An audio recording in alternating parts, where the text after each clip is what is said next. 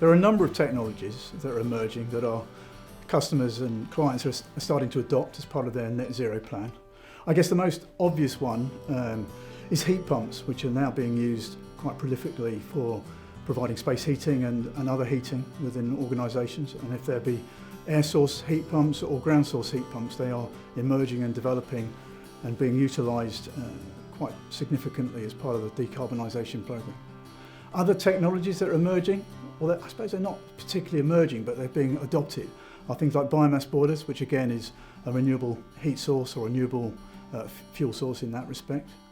In addition, we're seeing quite a lot now of solar PV being used and adopted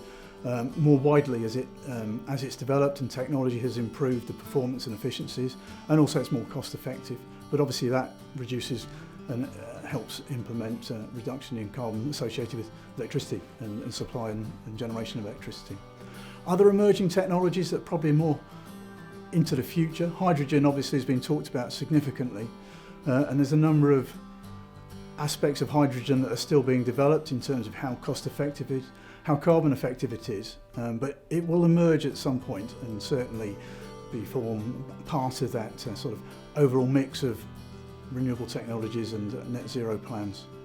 In developing a net zero plan and certainly investing in technologies that provide heating, lighting, power and what have you, it's important to understand, I think, what the life cycle replacement requirements are. So what you might choose now as a replacement technology or renewable technology might well be different in 20 years' time at the end of that life, and still will form part of your net zero plan. So it could be that things like batteries in conjunction with solar can provide energy storage, and albeit they're probably not most cost effective at this point in time, in 10, 15, 20 years time will certainly form part of the mix to moving companies towards net zero and supporting that roadmap.